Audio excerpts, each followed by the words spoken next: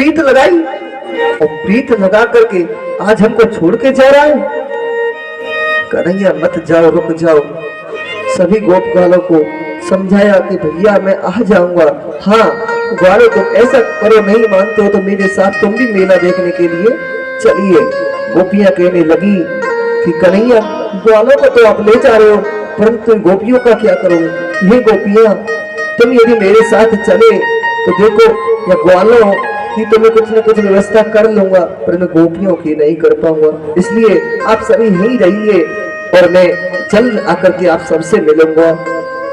आज तो भगवान ने गोपियों को कहा, समझा करके बुझा करके वापस भेजा है। इधर कन्हैया आगे बढ़े तो रथ की ध्वजा जहां तक दिखी है, राधा रानी देख रही है पीछे से महाराज। इधर यमुना नदी पड़ी तो अक्रूर जी ने और कहा कि कन्हैया मैं कुछ देर स्नान आदि करना चाहता हूँ। तो ठीक है काका जी आप कर लीजिए। तो जैसे ही अक्रूर जी ने यमुना नदी में स्नान करने के लिए डुबकी लगाई और सोच रहे कि मैं मेरे प्राणों का त्याग यहीं कर दूं, तो इतने में ही और शेष सैया पर विराजमान मेरे कृष्ण कन्हैया दिखे हैं कि कृष्ण आप शेष सैया पर यहाँ। तो फिर वापस बाहर आए तो देखा तो वही कृष्ण और बलराम रथ में विराजमान है। फिर डुबकी लगाई तो वही कृष्ण और बलराम शेष सैया पर है। फिर ऊपर आए तो देखा वही और कृष्ण बलराम। अक्रूर जी को विश्वास हो गया कि अब कंस तुम्हारा कुछ नहीं बिगाड़ सकता। अब तो अक्रूर जी और भी चिंतित होकर के और कन्हैया और बलराम को लेकर के मथुरा पहुंचे हैं। कहा कि हे अक्रूर जी हम कुछ देर मथुरा घूमना चाहते हैं, मथुरा नगर की हम भ्रमण करना चाहते हैं। तो नंदराज जी ने कहा कि बेटा ये दूसरा नगर है, इधर उधर कहीं घूम मत जाना, किसी से कुछ कह मत देना, नहीं तो झगड़ा हो जाएगा। कि चिंता मत करो पिताजी हम सब कुछ संभाल लेंगे, बस हम घूम के आते हैं। तो आज तो कन्हैया मथुरा की नगरों में गलियों में घूम रहे हैं। मथुरा की गलियों में जब घूमे तो सभी गोपवाल कहने लगे कि भैया हम ब्रजवासी हैं और ब्रजवासी ऐसे अच्छे नहीं लगते ब्रजवासियों के पास। तो क्योंकि जब तुम्हारे मामा के वहां जा रहे हैं घर पे तो कुछ अच्छे वस्त्र तो होने चाहिए ना। कि चलो भैया कुछ व्यवस्था करते हैं। तो एक धोबी के पास गए हैं। धोबी ने वस्त्र देने से मना कर दिया कि ये महाराज कंस के वस्त्र हैं, मैं तुम्हें नहीं दे सकता। तो भगवान ने कहा कि रे धोबी मैं तेरी प्रतीक्षा तो राम अवतार से कर रहा हूँ, तेरे ही कारण तो मैंने सीता को परित्याग किया था। मैं तेरी प्रतीक्षा तो राम अवतार से कर रहा हूँ। तो एक ही मुष्टिका में और धोबी का प्राणांत किया है महाराज। तो वस्त्रों को लेकर के जब आगे बढ़े तो कोई बड़ा है कोई छोटा है कि कन्हैया ये कैसे वस्त्र, अब इनको क्या किया जाए। तो एक दर्जी मिले हैं, दर्जी के पास गए हैं कि भैया ये हमारे मामा की नगरी है, हम यहाँ घूमने आए हैं यज्ञ देखने के लिए, तो हमारे वस्त्र ठीक कर दो। तो दर्जी ने और वस्त्रों को ठीक किया है। वस्त्र तो ठीक हो गए, इतने में कन्हैया के मित्र कहने लगे अरे कन्हैया सब कुछ तो ठीक है परंतु अब माला भी होनी चाहिए। तो एक जो बगीचे में एक माली था उससे कहा भैया हमें कुछ फूलों के हार दे दो, माला दे दो, हम मामा के यज्ञ में आए हैं। तो उस माली ने भगवान को मालाएं पहनाई हैं। मित्र कहने लगे कि हे सखा तुम जानते हो ना कि हमारे ब्रज में क्या होता है। कि क्या होता है कि जब तक मस्तक पर चंदन नहीं हो तब तक ब्रजवासी नहीं होते हैं, ये ब्रजवासियों की पहचान है। आज तो कन्हैया चलो भैया इसकी भी व्यवस्था आपकी कुछ न कुछ करेंगे। आगे से एक दासी आ रही थी जो रोज प्रतिदिन एक चंदन घिसती थी और चंदन घिस करके और कंस को महल लेकर के जाती थी। महाराज वह दासी 3 जगह से टेढ़ी मेढ़ी थी जिसे लोग कुरूपा कुब्जा कहते थे।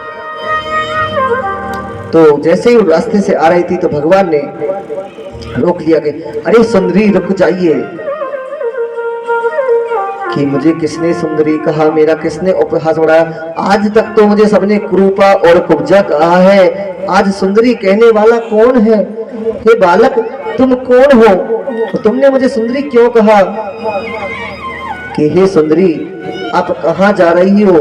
कि हम राजा कंस के महल चंदन लेकर के जा रहे हैं, तो ये चंदन हमें दे दो। कि भैया मैं चंदन तो दे दूंगी, पर बदले में मुझे क्या मिलेगा? कि पहले आप चंदन तो दे दीजिए। कि ठीक है भैया, क्योंकि भगवान इतने मनमोहक थे भगवान की छवि पर, और कुब्जा रीझ गई। कुब्जा ने कहा कि ठीक है, मैं बाद में जो होगा सो देखा जाए, कंस का क्या करेगा, एक प्राण ही तो लेगा, ले लेगा, कोई बात नहीं, तुम बालक हो, तुम लगा लीजिए। तो आज तो कुब्जा ने स्वयं अपने हाथ से और भगवान की मस्तक पर चंदन लगाया है। और जैसे ही भगवान की मस्तक पर चंदन लगाया तो कुब्जा को एक पैर पर पैर रखा है भगवान ने, और थोड़ी पर हाथ लगा करके और एक जोर का झटका दिया है, एक ही झटके में, और कुब्जा सीधी हो गई महाराज, और एक सुंदर स्त्री बन गई महाराज। आज तो कुब्जा को भी सुंदर बनाया है, कुब्जा पर कृपा की है कि महाराज जिस पर कृपा मेरे गोविंद की हो जाती है ना, उसके लिए दुनिया की कृपा की कोई आवश्यकता नहीं है। दुनिया वाले हम पर कृपा नहीं कर सकते, क्योंकि दुनिया की कृपा तो सिर्फ दिखावे की कृपा है। यदि कोई परिस्थिति आ गई तो कोई तुमसे ये भी पूछने वाला नहीं है, चाहे कितना भी अपना क्यों नहीं हो, चाहे पत्नी ही क्यों नहीं हो, वो पत्नी तुमसे ये नहीं पूछने वाली कि तुमने खाना खाया, पानी पिया, क्या हाल है, सर्दी में हो, बरसात में हो, गर्मी में हो, वो नहीं पूछने वाली, बस क्योंकि उसको चिंता अपने सुख और वैभव की होती है। बस तुम्हारा कोई साथी नहीं है, तुम्हारा साथी है ना। ऐसा मत समझना कि पत्नियों के लिए बोला है, ये सब पर आधारित है, पति पत्नी भाई बहन ये सब पर आधारित है भैया, ये हम पर भी आधारित है। हाँ, हम कोई दूध के धुले ना है महाराज। जिसका विश्वास, जो परमात्मा पर विश्वास रखता है ना, उसको ही विजय मिलती है। परीक्षाएं हर जीव की होती है, परीक्षा देने से जो जीव घबरा जाता है वो समय से ही, और अपने मार्ग में आई बाधाओं से जो जीव घबरा जाता है ना, वो जीवन में आगे बढ़ नहीं पाता है, और अपने आगे आए हुए रास्ते को, भाग्य को वही बंद कर देता है।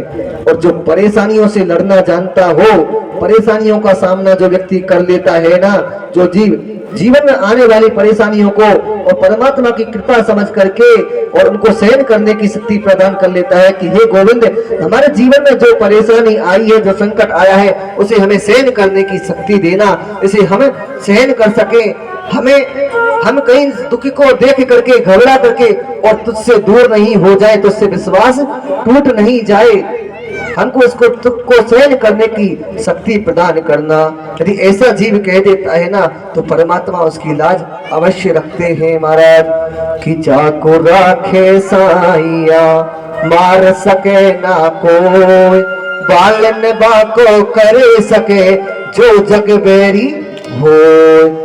जा पर कृपा राम की होई, का पर कृपा करे सब कोई। जिस पर भगवान की कृपा हो जाती है ना, सब पराये भी अपने बन जाते हैं महाराज। और जिस पर भगवान की कृपा नहीं होती है ना, तो सब यहाँ दौलत के रिश्ते हैं, या सच्चा रिश्ता किसी का है ही नहीं महाराज। ये सब दिखावे के और झूठ के रिश्ते हैं महाराज। भगवान हमें इस जीव को, इस परमात्मा रूपी ध्येय को, परमात्मा ने जो हमको मनुष्य ध्येय दिए, ये बड़े भाग्य से दिए कि बड़े रे भाग्य पा वही सत्संगा, और बड़े रे भाग्य पा वही मानस तन। ये बड़े भाग्य से मनुष्य तन मिलता है, और बड़े भाग्य से ही सत्संग मिलता है महाराज। इनको जीवन को व्यर्थ नहीं गंवाना चाहिए। हमें अपने हृदय में परमात्मा का नाम उच्चारण रखना चाहिए। हमारे जिह्वा पर हमेशा परमात्मा का नाम हो, वो जिह्वा हमेशा परमात्मा को प्रिय होती है, और जिस पर परमात्मा का नाम नहीं होता वो जिह्वा विषैली हो जाती है, क्योंकि उसकी जिह्वा से कहा हुआ शब्द एक गाली के समान लगता है, और जिसकी जिह्वा पर परमात्मा का नाम होता है ना, उसकी जिह्वा से निकला हुआ प्रत्येक शब्द एक मधुर और अमृत के समान होता है महाराज। कि क्षत्रियान बिन विप्र ज्ञान बिन घर संतान बिना, क्षत्रियान बिन विप्र ज्ञान बिन घर संतान बिना, हाथ दान बिन देह प्राण बिन भोजन मान बिना। कि क्षत्रिय आन बिना, वो क्षत्रिय क्षत्रिय नहीं जिसने अपनी आन की रक्षा नहीं की हो महाराज, और वह ब्राह्मण ब्राह्मण नहीं है जिसके पास ज्ञान नहीं हो महाराज, उसके बिना अधूरा है। और घर संतान के बिना, चाहे घर में कितने भी सदस्य हैं, परंतु बच्चों की जब तक किलकारी नहीं होगी ना, वो घर घर नहीं होता है महाराज। कि हाथ छत्री आन बिन विप्र ज्ञान बिन घर संतान बिना, हाथ दान बिन देह प्राण बिन भोजन मान बिना। हाथ दान दिए बिना, चाहे हमारे हाथ कितने भी क्यों ना हो, परंतु वो हाथ कैसे काम के, उनसे तो आप सदा पाप ही पाप। हर जीव कर्म करता है, परंतु सुकर्म जो करता है उसी के हाथ काम के हैं महाराज। के देहे प्राण बिन, यदि इस जीव से, इस देह से प्राण निकल जाए, वो जीव रूपी परमात्मा जब निकल जाता है ना, वो जीव आत्मा निकल जाती है, तो ये देह किस काम की, ये तो फिर मिट्टी हो जाती है। और इस देह से जब प्राण निकल जाते हैं, तो इस देह को 2 घंटे और 4 घंटे से ऊपर रखने की क्षमता किसी में है क्या? सभी कहते हैं भैया जल्दी करो और जल्द से जल्द इसको पहुंचाओ, क्योंकि अब तो जाने वाला गया, अब क्या वापस थोड़ी लौट के आने वाला है। बस इतनी देर तक ही उसको घर में रख सकते हैं। कब तक? जब तक उसके अड़ोसी पड़ोसी रिश्तेदार नहीं आ जाएंगे, हाँ ये तुम भी अंतिम समय में आ जाओ, तब तक उसका कोई औचित्य नहीं है उस जी का। क्योंकि बिना जल के मछली कैसी, बिना जल के मछली कैसी। उस मछली को तुम चाहे कितने भी अमृत में ले जा करके क्यों ना रख दो, अमृत कुंड में ले जा करके रख दो, परंतु उसके लिए उसका कोई औचित्य नहीं है जब तक उसके लिए जल नहीं है। इसी प्रकार से देह के अंदर जब तक प्राण नहीं है, इस देह का भी कोई औचित्य नहीं है। कि हाथ दान बिन देह